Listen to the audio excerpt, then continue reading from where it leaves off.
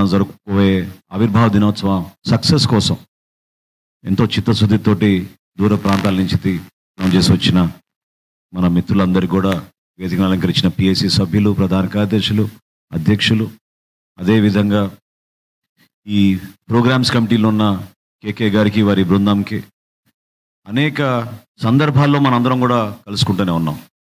కానీ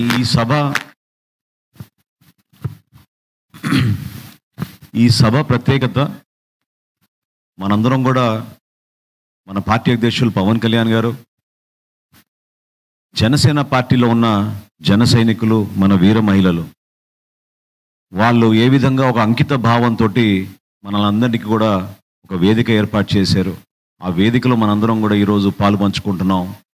ఇంతకన్నా అదృష్టం ఒక రాజకీయ ప్రస్థానంలో ఉంటుందా అనే భావన మనందరికి కూడా రావాలి. ఎందుకంటే ఒక సభ నిర్వహించుకునే ముందు చాలామంది తెర వెనక నుంచి పనిచేస్తారు, ముందున్న వాళ్ళు కొంతమంది ఉంటారు. వివిధ జిల్లాల్లో అనేక కార్యక్రమాలు చేసుకుంటూ పార్టీ బలోపేతం కోసం అహర్నిశలు కృషి చేసే వ్యక్తులు చాలామంది ఉంటారు.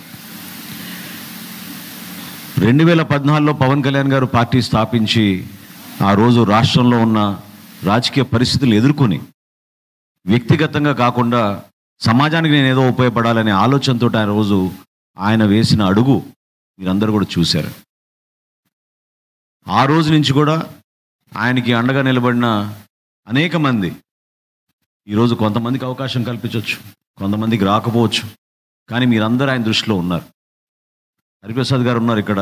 ఈరోజు శాసన మండలిలో ఒక సభ్యులుగా, ప్రభుత్వ విప్గా, పార్టీకి రాజకీయ వ్యవహారాల్లో మొదటి రోజు నుంచి కూడా పవన్ కళ్యాణ్ గారితో పాటు ప్రయాణం చేస్తూ, మీ అందరిలో కూడా చాలామంది, కొంతమందికి తెలియచ్చు, తెలియపోవచ్చు, ప్రతి నెల జీతం రాగానే పార్టీకి 300 రూపాయల నుంచి 500 రూపాయల నుంచి 5,000 వరకు కూడా పార్టీకి డొనేట్ చేసే వ్యక్తులు చాలామంది మన జనసేన పార్టీలో ఈ రోజుకి కూడా మనస్ఫూర్తిగా అండగా నిలబడతారు. విద్యార్థులు కూడా కష్టపడి పనిచేయాలి, తొందరగా ఉద్యోగం తెచ్చుకోవాలి. ఉద్యోగం రాగానే మొదటి జీతం పవన్ కళ్యాణ్ గారికి, జనసేన పార్టీకి ఇవ్వాలనే తపనతో ఉన్న మంది లక్షల సంఖ్యలో ఉన్నారు ఈ రోజున. ఇతర దేశాలకి వెళ్ళిపోయినా, అక్కడ స్థిరపడ్డా కూడా పార్టీకి నేనేం చేయలేకపోతున్నానే అనే ఆందోళనతోటి ప్రతిరోజు పార్టీ కార్యక్రమాలు చూసుకుంటూ పార్టీకి ఏదో విధంగా సహాయం అందించాలనే ఉద్దేశంతో అక్కడి నుంచి కూడా మన ఎన్ఆర్ఐ సోదరులు ఎంతోమంది మనల్ని అందరినీ కూడా సపోర్ట్ చేస్తూ ఉంటారు. నేను ఈ విషయాలు ఎందుకు ప్రస్తావిస్తున్నానంటే, జనసేన పార్టీ అనేది కేవలం రాజకీయ లబ్ధి కోసం స్థాపించిన పార్టీ కాదు. మానవత్వం కోసం, నిజాయితీ కోసం, రాజకీయాల్లో ఒక విలువైన ప్రయాణం చేయాలనే ఆలోచనతో, ఆ ప్రయాణంలో భాగంగా యువతకు ఒక అద్భుతమైన భవిష్యత్తు కల్పించాలి. దేశంలో మనందరం కూడా ఒక మార్పు కోరుకుంటున్నాం. ఆ మార్పు అంటే ఈ విధంగా ఉంటుందని ఒక నాయకత్వం సిద్ధం చేయాలని పవన్ కళ్యాణ్ గారు చేసిన ఈ కష్టమైన ప్రయాణాన్ని మనందరం కూడా ఒక అద్భుతమైన కార్యక్రమం ద్వారా మనం తెలుపుకోవాలి.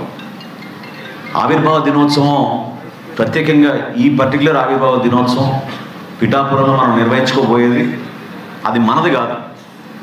అది కేవలం ఎవరైతే కష్టపడి జెండా మోసి పవన్ కళ్యాణ్ గారి గెలుపు కోసం, జనసేన పార్టీ గెలుపు కోసం అహర్నిశలు కృషి చేశారో వాళ్ళ గుర్తింపు కోసం ఒక పండుగ వాతావరణం తీసుకొచ్చే విధంగా ఒక సెలబ్రేషన్ చేసుకోవాల్సిన సందర్భం.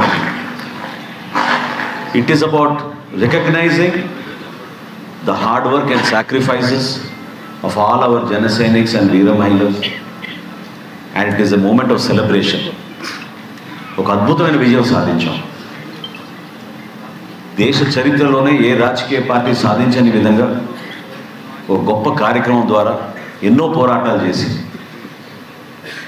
ప్రజల పక్షాన్ని నిలబడి ప్రభుత్వం అవలంబిస్తున్న తీరుని, ప్రజా వ్యతిరేకత విధానాలని ప్రశ్నిస్తూ చేసుకుంటూ మనం ముందుకు వచ్చాం. ఇందాక నానాజీ గారు మాట్లాడుతున్నప్పుడు నాకు గుర్తొచ్చింది, 2019 ఎన్నికల తర్వాత ఒకే ఒక సీటు గెలిచాం. ఆ ఒకే ఒక సీటు గెలిచిన తర్వాత ఢిల్లీకి అమరావతి రైతుల కోసం భారతీయ జనతా పార్టీ నాయకులతో మాట్లాడి మన రాష్ట్రానికి అండగా నిలబడాలి, రైతాంగాన్ని మీరు కాపాడాలనే ఉద్దేశంతో ఆ రోజు ప్రయాణం చేశారు. ఇదే కాకినాడలో ఆ రోజు ఎన్నికైన ద్వారపూడి చంద్రశేఖర్ రెడ్డి అహంకారంతో పదవి మా చేతిలోకి వచ్చింది, మమ్మల్ని ఎవరేం చేయలేరనే భావనతోటి ఇష్టానుసారంగా నడి రోడ్లో ఏ విధంగా మాట్లాడాడో సమాజం అంతా చూసింది. ఆ రోజు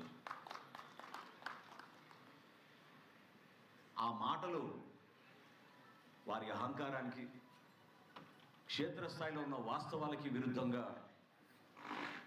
పదవి అనేది శాశ్వతం అనుకుని ఊహించుకుని మాట్లాడిన మాటలు. ఆ మాటల పైన మన జన సైనికులు, వీర మహిళలు, మన నాయకులు అందరూ కూడా కలిసి ఖచ్చితంగా మీరు క్షమాపణ చెప్పాలి పవన్ కళ్యాణ్ గారికి అని నిరసన తెలపడానికి వస్తే పకడ్బందీగా ప్రభుత్వ యంత్రాంగాన్ని వాళ్ళకి ఆ రోజున పలుకుబడిని ఉపయోగించుకుని కావాలని ఆ రోజున ఏ విధంగా దాడి చేశారో మీ అందరూ చూశారు. ఎంతోమంది మన వీర మహిళలకి గాయాలైనాయి. చాలామంది నాయకులు ఆ రోజు అరెస్ట్ అయ్యారు, కేసులు పెట్టించారు. ఈ రోజుకి కూడా కోర్టుల చుట్టూ తిరుగుతున్నారు మన నాయకులు. ఢిల్లీలో ఆ రోజు ఉన్నప్పుడు ఖచ్చితంగా కాకినాడకి వెళ్దామని ఆ రోజు పవన్ కళ్యాణ్ గారు నిర్ణయం తీసుకున్నారు. ఉదయం చాలా ఇంపార్టెంట్ మీటింగ్ ఉండింది, సంక్రాంతి వారం అది. ఇవాళ మీటింగ్ కుదరకపోవచ్చు, రేపటి రోజున మీటింగ్ పెట్టుకుందామా అని భారతీయ జనతా పార్టీలో ఉన్న పై స్థాయి నాయకులు కౌలు పంపించినప్పుడు, లేదండి ఇట్లా కాకినాడలో ఒక సంఘటన జరిగింది, ఎట్టి పరిస్థితుల్లో కూడా ఈరోజు రాత్రికల్లా మేము ముగించుకుని ఉదయమే మేము 7:30 ఫ్లైట్కి వెళ్ళాలని కబురు చేసి, ఆ రోజు ఎంత దారుణంగా పరిస్థితులు ఉన్నాయంటే రాష్ట్ర డీజీపీ అధికారి, ఆ స్థాయి పోలీస్ అధికారి ఫోన్ చేసి మీరు మాత్రం కాకినాడ రాకూడదని ఆ రోజు హెచ్చరించారు. యుద్ధ వాతావరణం ఉంది, ఇబ్బందికరమైన లా అండ్ ఆర్డర్ సిచ్యువేషన్ వస్తుంది, మీరు వస్తే ఖచ్చితంగా మీరు ఈస్ట్ గోదావరిలోకి ఎంటర్ కాకూడదు అని ఆ రోజు ఆయన కబురు చేశారు. కానీ వీటన్నిటిని కూడా ఖాతరు చేయలేదు. మన వీర మహిళలకి, మన నాయకులకి, మన జన సైనికులకి గాయాలైనాయి, మనం వెళ్ళి పరామర్శిద్దాం. ఎక్కడ అరెస్ట్ చేస్తారో అరెస్ట్ చేసుకోమనండి, వైజాగ్ ఎయిర్పోర్ట్లో అరెస్ట్ చేస్తారా లేదా ఈస్ట్ గోదావరి జిల్లా బార్డర్లో అరెస్ట్ చేస్తారా చేసుకోమని, మనం మాత్రం వెళ్ళడం ఖాయం అని చెప్పి ఆ రోజు పవన్ కళ్యాణ్ గారు తీసుకున్న నిర్ణయం సాయంత్రం కాకినాడకి వచ్చాం. ఈ సందర్భంగా మీకు ఎందుకు గుర్తు చేస్తున్నానంటే, ఎవరికైతే ఇంకా కొన్ని అనుమానాలు ఉన్నాయి పవన్ కళ్యాణ్ గారి నాయకత్వం గురించి, లేదా ఆయన చేసిన సుదీర్ఘ పోరాటం గురించి, ఆ సుదీర్ఘమైన పోరాటంలో ఎంత నిజాయితీగా మన పార్టీ నాయకుల కోసం, మన జన సైనికుల కోసం, వీర మహిళల కోసం నిలబడ్డారో అదొక చిన్న ఉదాహరణ. ఏనాడు కూడా ఆయన తన స్వార్థం గురించి ఆలోచించలేదు.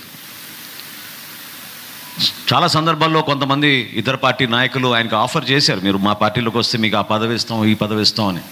కానీ ఆయన ఆలోచించింది మన రాష్ట్రం కోసం, మన భవిష్యత్తు కోసం, మన జనసేన పార్టీ కోసం. దానికోసం ఆయన నిలబడ్డారు. జనసేన పార్టీకి వేరే పార్టీకి ఉన్న తేడా ప్రధానంగా మానవత్వంతో కూడిన రాజకీయాలు. 100% మనం చేసే ప్రతి కార్యక్రమంలో కూడా నిజాయితీగా, విలువలతో కూడిన రాజకీయాలు చేయాలనే ఉద్దేశంతో మన అందరినీ కూడా పవన్ కళ్యాణ్ గారు నడిపించుకుంటూ వస్తూ ఉన్నారు.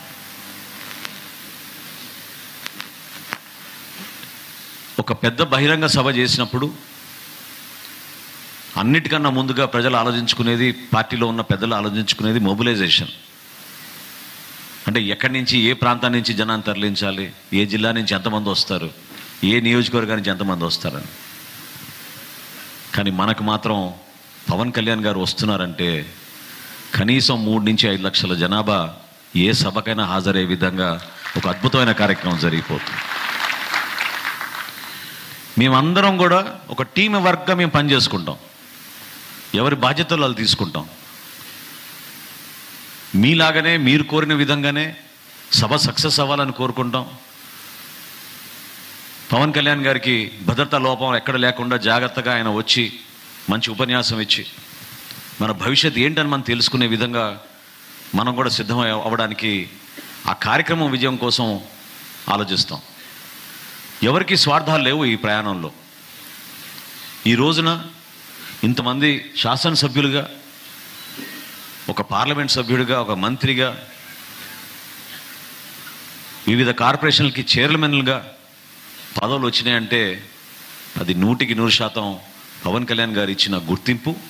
ఆ గుర్తింపుతో పాటు మీ అందరి సహకారం, మీరు ఏ విధంగా పార్టీ కోసం నిలబడి మమ్మల్ని ముందుకు నెట్టారు. ప్రధానంగా నాకు గుర్తొచ్చే 4-5 కార్యక్రమాలు నేను మీ దృష్టికి తీసుకొస్తాను. ఇందాక సోదరుడు దుర్గేష్ గారు చెప్పినట్టు ఏ కార్యక్రమం చేసినా తూర్పుగోదావరి జిల్లాలో ఆ విధమైన స్పందన ఉండేది, ఆ విధంగా నాయకత్వం ఉండేది, కలుపుకొని పనిచేసుకునే మనస్తత్వం చాలా అద్భుతంగా ఉండేది మన జిల్లాలో. దుర్గేష్ గారి సారథ్యంలో ఆ రోజున మొట్టమొదటి కార్యక్రమం మనం చేసింది. ఆ రోజు మత్స్యకారుల కోసం ఒక భరోసా కార్యక్రమం. ఒక పాదయాత్ర ప్రారంభించుకుంటారు మన నానాజీ గారి కాన్స్టిట్యున్సీ నుంచి. ఇక్కడి నుంచి నాయకర్ గారి కాన్స్టిట్యున్సీకి నర్సాపురం వరకు పాదయాత్ర చేసాం మత్స్యకారులకు ఒక భరోసా కల్పించడానికి కోసం. ప్రభుత్వంలో ఆ రోజున ఒక మీటింగ్ చేయాలంటేనే భయపడేవాళ్ళు. ఎవరిపైన కేసులు పెడతారో, ఏ విధంగా ఇబ్బంది పెడతారో మనకెందుకులే అనే విధానంలో రాజకీయాల్లో తక్కువ మంది పార్టిసిపేట్ చేసేవాళ్ళు. కానీ ప్రతి సందులోనూ, ప్రతి గ్రామంలోనూ, ప్రతి పల్లెలోనూ ఆ రోజున ఒక అద్భుతమైన స్వాగతం పలుకుతూ మాతో పాటు మత్స్యకారు సోదరులు వాళ్ళ సమస్యలు చెప్పుకుంటూ నడిచిన తీరు నిజంగా మర్చిపోలేం. ఆ రోజు నర్సాపురంలో పవన్ కళ్యాణ్ గారు ఆయన ఉపన్యాసంలో మాటిచ్చారు. ప్రభుత్వం ఆ రోజు జారీ చేసిన జియోని, ఏదైతే మత్స్యకారుల సంపద కోసం వ్యతిరేకంగా కార్పొరేటైజేషన్ చేయాలనే ఉద్దేశంతో ఒక జియో తీసుకొచ్చి 117 జియోని బహిరంగానే పవన్ కళ్యాణ్ గారు చించేసి, దీన్ని మాత్రం ఖచ్చితంగా మీరు ఎవరు కూడా ఖాతరు చేయబాకండి, మేము నిలబడతాం మీతో అన్నారు. వాటితో పాటు రాజమండ్రిలో మొట్టమొదటి కార్యక్రమం, ఆ ఉపన్యాసంతో ఎంతో మార్పు వచ్చింది రాజకీయాల్లో. గుంతలు పూడ్చే కార్యక్రమం గుడ్ మార్నింగ్ సీఎం సార్ అని మనం ఆ రోజు ప్రారంభించుకున్నప్పుడు రాష్ట్ర వ్యాప్తంగా సోషల్ మీడియా ద్వారా మన జన సైనికులు, వీర మహిళలు, నాయకులు యావత్ ఆంధ్రప్రదేశ్, తెలంగాణ నుంచి కూడా ఎంతోమంది పాల్గొని ఒక అద్భుతమైన డిజిటల్ క్యాంపెయిన్ చేసుకుంటూ మన ప్రజల్లోకి తీసుకెళ్ళాం. అప్పటి వరకు ఎవరికి తెలియదు. బహుశా మన గ్రామంలోనే, మన ఊర్లోనే రోడ్లు బాగాలేదనుకున్నారు. కానీ అనంతపూర్లో కూడా ఈ విధంగా ఉంటుందా, శ్రీకాకుళంలో కూడా ఈ విధంగా ఉంటుందా, గుంటూరు జిల్లాలో కూడా ఈ విధంగా ఉంటుందా అనే ఆలోచన దృశ్యాల ద్వారా వాళ్ళు చూసి ఆశ్చర్యపోయి ప్రజలు మేలుకున్నారు.